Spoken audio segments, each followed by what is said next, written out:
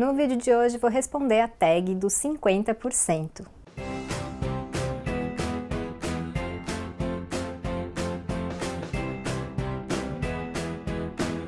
Pelos meus registros, eu já respondo essa tag dos 50% desde 2017. Aqui no canal foi só uma vez, em 2020, se não me engano, e as outras vezes foram no blog, no Instagram. Mas, né, nesse ano quero voltar a responder aqui no canal essa tag que, para quem não conhece, é um balanço parcial das leituras do ano, e é uma tag que faz muito sucesso. Eu confesso que eu não sei quem criou essa tag, então se alguém souber, me fala aí nos comentários para eu poder dar o crédito, tá? Bom, então é uma tag muito legal, que tem algumas perguntinhas aí pra gente pensar, né, nas leituras que a gente já fez, o que teve de legal, o que teve de não tão legal, enfim. E como sempre, antes da gente começar, vou pedir pra você se inscrever aqui no canal, caso não seja inscrito, curtir e compartilhar esse vídeo, porque ajuda bastante na entrega do conteúdo, e também vou deixar o meu obrigada aos membros do Clube da Manita. Bom, então vamos lá. Esse ano eu não li tanto, né, quanto nos anos anteriores. Não li tantos livros assim favoritos, né? Não favoritei tanto. Gostei de muitos livros, mas não favoritei.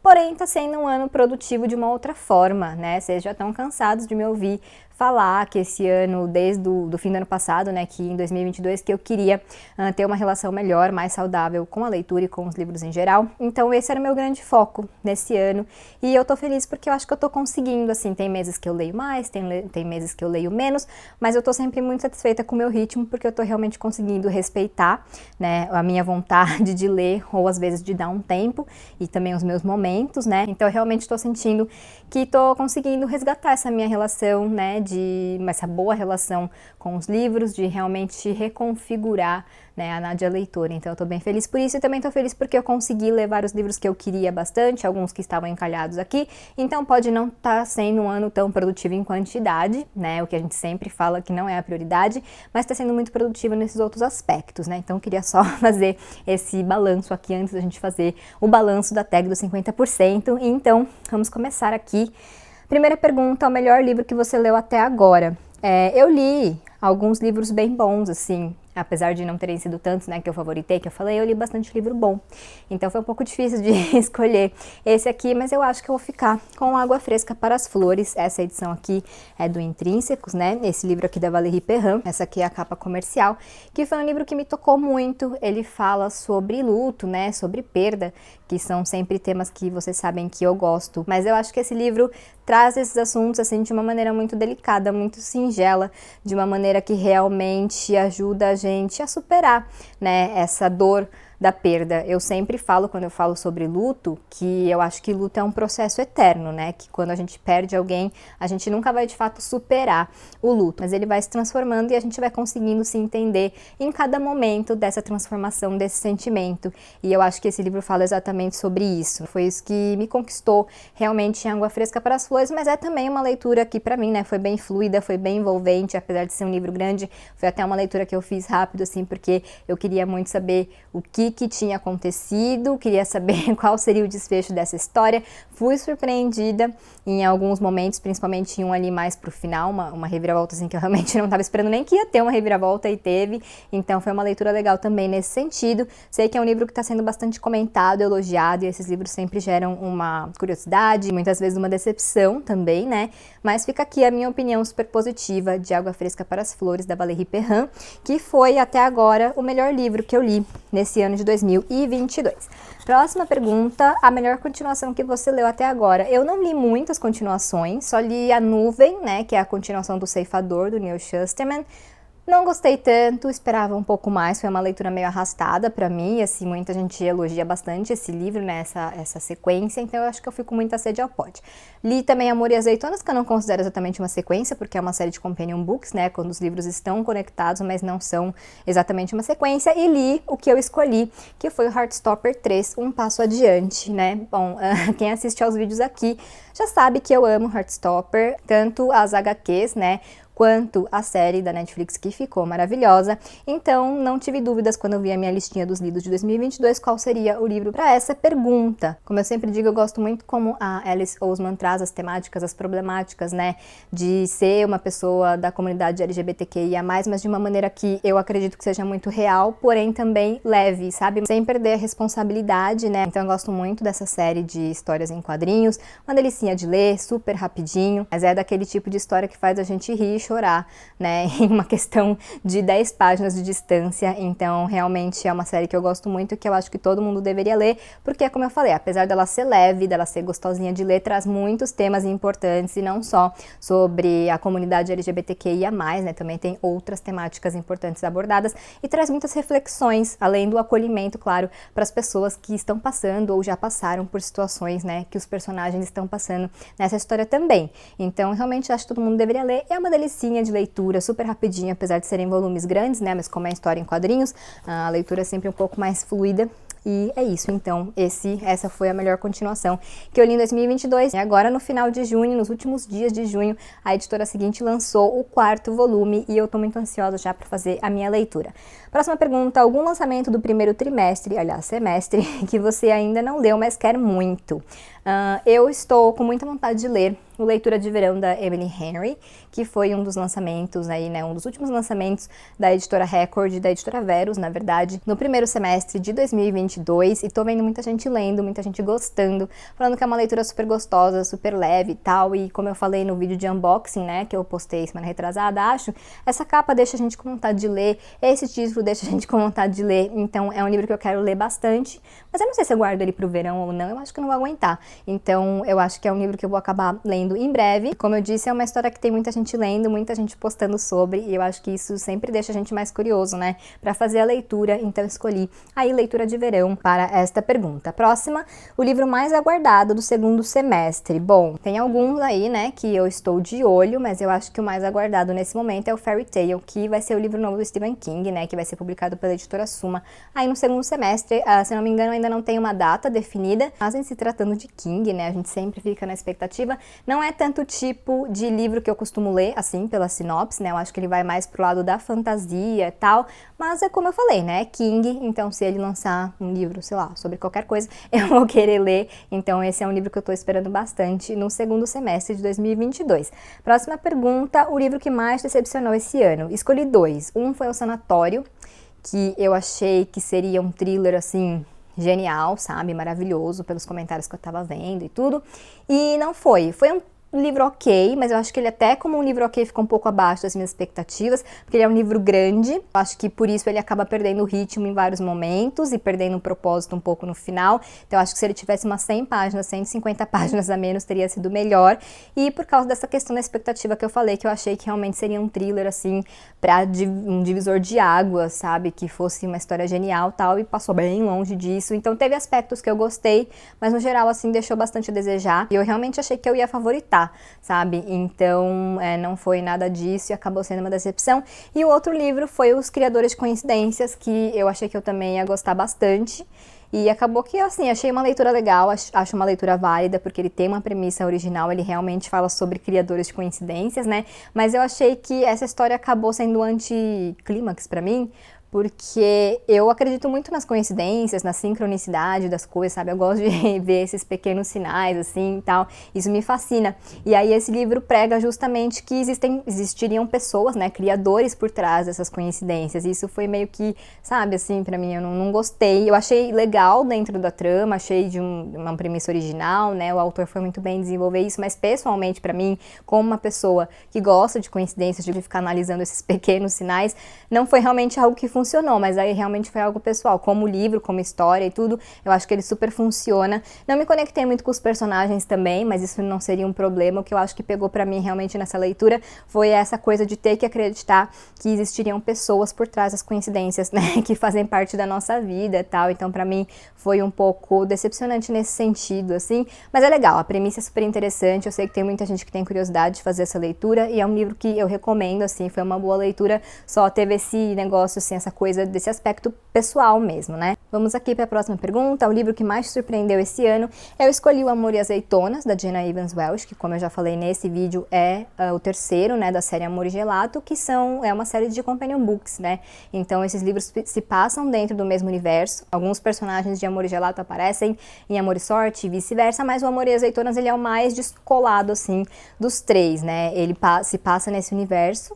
A Olive, que é a protagonista desse livro aqui, ela aparece nos outros livros, mas ninguém dos outros livros aparece nesse aqui. Então, se você quiser fazer a leitura avulsa, não tem nenhum problema, né? Eu sempre falo que eu gosto muito de Amor e Gelato, o Amor e Sorte deixou um pouco a desejar pra mim, mas o Amor e Azeitonas foi realmente uma delícia de leitura. E esse livro me surpreendeu justamente porque eu fui com uma expectativa baixa por causa de Amor e Sorte, então achei que Amor e Azeitonas, achei que eu não ia gostar muito, né?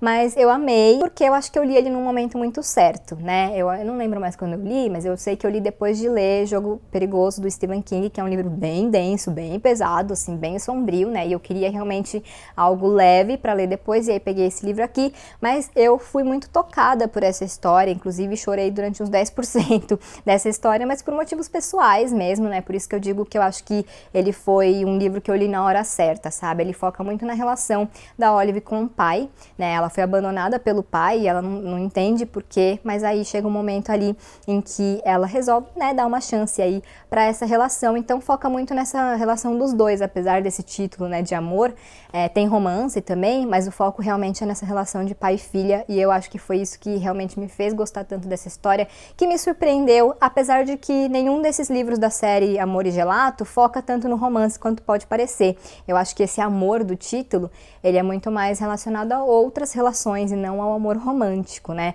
Mas a gente fica com essa questão das relações amorosas na cabeça, que, como eu falei, também tem, né? Também são ingredientes desses livros, mas os focos não são esses, né? No Amor e Gelato é a relação da Lina com a mãe, no Amor e Sorte é uma questão de amor próprio, e aqui a gente tem a relação da Olive com o pai. Foi um livro que eu gostei muito, me tocou muito e que eu recomendo bastante, e de quebra ainda tem várias paisagens, né, de Santorini, na Grécia, que com certeza deve ser um lugar maravilhoso, então ainda tem esse atrativo a mais aí para quem gosta de viajar, né, por meio das histórias, por meio dos livros aí com os personagens, então fica aí essa dica para vocês. Próxima pergunta, novo autor favorito? Não tive um autor favorito esse ano, assim, né, que eu tenha conhecido esse ano e tal, mas coloquei aqui a Carla Madeira, autora de Tudo é Rio, que eu ainda preciso ler Véspera, né, dela, para ver qual é realmente a minha opinião sobre a obra da autora, mas eu gostei muito da escrita dela, então, apesar de não ter se tornado uma nova autora favorita, eu queria aproveitar essa pergunta para exaltar mais uma vez a escrita da Carla Madeira, que é uma autora brasileira, que tem realmente um texto maravilhoso,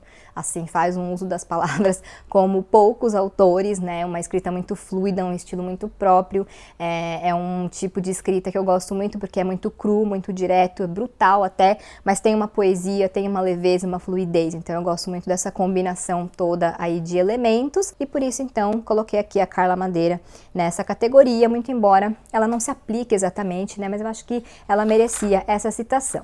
Próxima pergunta, a sua quedinha por personagem fictício mais recente. Não tive muitas quedinhas por personagens assim esse ano, mas eu escolhi o Nick, né, de Heartstopper, porque ele é o nosso Golden Retriever, né, como falam no livro e também na série, e é uma graça, e a série só aumentou esse crush, mas na verdade eu acho que meu crush é por Nick e Charlie, sabe, os dois juntos, assim, mas já que tinha que escolher um, escolho o Nick, porque ele é realmente muito fofo, e é o tipo de pessoa, assim, que a gente gostaria de conhecer na vida, não só como um interesse amoroso, né, mas também como amigo, ele é muito fofo, ele cuida muito do Charlie, o Charlie também cuida muito dele, os dois são fofos, como eu disse, meu crush é no casal, mas enfim, né, como tinha que escolher, fico com o Nick e mais uma vez aproveito para reforçar, leiam Heartstopper, assistam Heartstopper. Mais uma pergunta, um livro que te fez chorar nesse primeiro semestre? Volto com Água Fresca para as Flores, que foi um livro que realmente, né, como eu falei, já me tocou bastante. Na verdade, eu acho que eu chorei mais em Amor e Azeitonas, mas é o que eu falei, por essa questão realmente mais pessoal. O Água Fresca para as Flores, eu acho que é um livro que vai tocar mais pessoas, assim, no geral, por essa temática de perda e luto, que mesmo quando a gente não teve uma experiência tão intensa, né, com esses sentimentos, são sentimentos com que a gente se identifica, porque a gente imagina, né, como a gente vai se sentir quando isso acontecer. Então foi realmente um livro que me tocou bastante, que me emocionou muito em vários momentos. Mas claro, leiam em um momento em que vocês estiverem bem, né, porque ele é um livro que tem esse gatilho do luto, ou leiam sabendo, eu acho que ele é um livro que pode ajudar a curar essas feridas, mas eu acho que a gente tem que ler sabendo o que a gente vai encontrar, né, senão pode ser um pouco assim pesado, né, nesse sentido. Próxima pergunta, um livro que te deixou feliz nesse primeiro semestre. Eu escolhi O Morro dos Ventos Vivantes, da Emily Brontë, mas obviamente não pelo conteúdo, porque como a gente já sabe, essa é uma história que fala muito sobre vingança, sobre angústia, né, sobre sentimentos ruins, sobre sentimentos aflitivos e tal, então não é um livro que deixa a gente feliz pela história e pelos acontecimentos e pelos personagens, mas foi uma leitura que me deixou muito feliz, porque como eu já falei também várias vezes nos vídeos aqui, era um livro que eu queria muito ler, estava na minha lista de metas, né, especificamente aí para 2022, então, enfim, ler O Morro dos Ventos Vivantes e gostar da história realmente me deixou muito feliz. E como eu sempre falo, né, quando eu falo sobre O Morro dos Ventos Vivantes, e agora eu posso falar com propriedade, não esperem uma história de amor.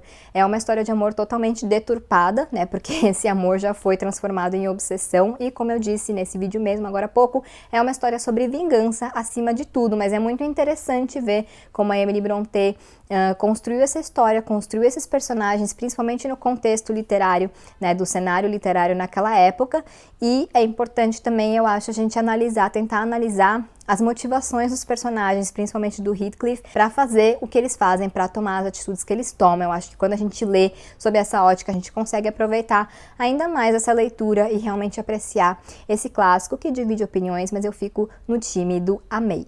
Próxima pergunta, melhor adaptação cinematográfica de um livro que você assistiu até agora. Eu escolhi aqui duas, uma é Heartstopper, mas eu não vou falar de novo porque eu já falei 2 vezes nesse vídeo, então só vou dizer que a série ficou maravilhosa, assistam.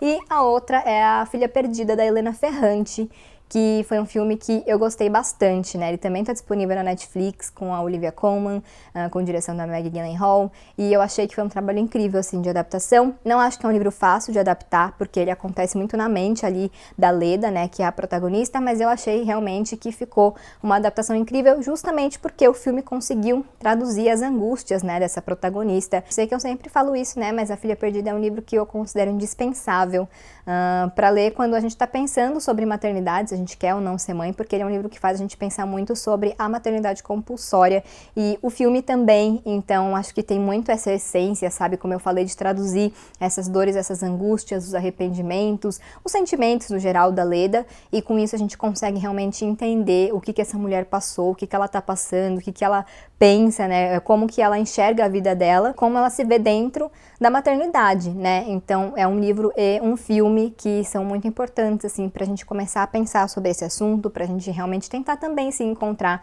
dentro desse tema, que eu sei que é um tema sensível e importante para muitas mulheres, né, então fica aqui a minha indicação, tanto de leitura quanto de filme. Próxima pergunta, sua resenha favorita do primeiro semestre? Eu escolhi Vamos Comprar um Poeta, do Afonso Cruz, que foi uma leitura que eu gostei bastante de fazer, e foi também um livro que eu gostei muito de falar sobre, né, ele é um livro pequenininho, e às vezes é difícil a gente falar sobre livros pequenos, sem falar mais do que a gente deveria falar, né, mas foi uma resenha que eu gostei muito de escrever, porque esse é um livro que faz a gente pensar muito sobre o papel da arte na nossa vida, né, sobre o quanto a arte nos ajuda a enfrentar a vida no geral, as dificuldades, né, a passar por momentos difíceis, e quando eu estava escrevendo essa resenha, foi justamente quando eu recebi uma notícia difícil, né? E aí eu olhei pra minha resenha e eu pensei, por que eu tô escrevendo isso? O que isso importa, sabe? Tanta coisa acontecendo, e aí vem aquele monte de pensamento, né? De, nossa, tanta coisa acontecendo no mundo e eu aqui lendo um livro, eu aqui fazendo a resenha de um livro.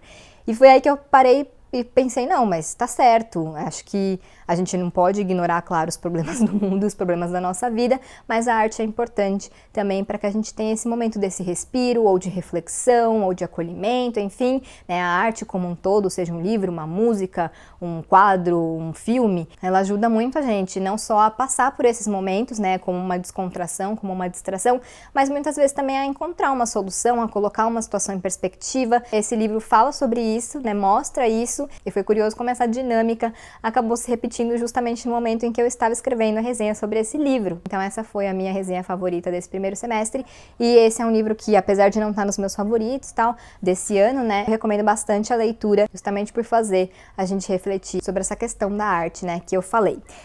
Penúltima pergunta, o livro mais bonito que você comprou ou ganhou nesse primeiro semestre? Eu escolhi, foi difícil porque eu recebi muitos livros da Darkside esse ano e todo mundo sabe que as edições deles são lindas, né? Então eu tive bastante dificuldade para escolher um, mas eu escolhi o Carmilla, né? Que é um livro que eu quero ler bastante e que eu achei, assim, uma edição maravilhosa porque eu adorei as ilustrações, né? Tem várias edições deles que estão maravilhosas, mas essa aqui eu acho que tem um charme a mais. É um dos livros mais icônicos, né? Sobre vampiros, e ele foi lançado antes do Drácula, então tem um significado aí enorme para o cenário literário, mas não é tão comentado quanto a obra do Bram Stoker. Então vai ser legal também conhecer, né, essa história nessa edição linda que vocês estão vendo, que tem as ilustrações da artista italiana, que eu esqueci o nome, mas peraí, eu vou achar aqui, a artista italiana Isabella Mazzanti, né, tá realmente muito bonita essa edição, e ela foi então a minha escolhida para responder essa pergunta. E a última pergunta é: quais livros você precisa ou quer muito ler até o final do ano?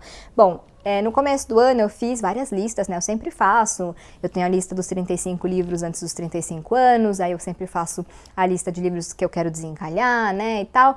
Mas esse ano, assim, eu tô até tentando cumprir essa lista, porque tem realmente vários livros que eu quero ler lá, mas como eu falei sobre essa questão de ritmo, e aí por causa, né, da gravidez, dei uma reduzida aí nas expectativas em relação a essas metas, né, eu não estou pensando muito nessa questão. Claro que eu tenho alguns livrinhos ali que eu tô de olho, que eu ainda quero ler em 2022, mas não tô me cobrando quanto a isso, como eu falei no último vídeo que eu respondi, no último não, né, no penúltimo vídeo que eu respondi a tag dos calhamaços, né, então não tô fazendo mais listas, eu ainda estou com as minhas metas, né, que eu fiz no começo do ano, e eu já não estava me cobrando sobre elas, porque metas eu faço porque eu gosto realmente, e não para ser um peso, é mais um incentivo. Mas aí depois que, né, eu descobri a gravidez e tal, eu realmente desapeguei um pouco mais dessas metas, porque não sei como vai ser, né, quando o bebê nascer, então não adianta ficar adicionando mais cobranças e possíveis frustrações nesse momento, né. Então não respondi também essa pergunta, apesar de ter alguns livrinhos aí que estão no meu radar,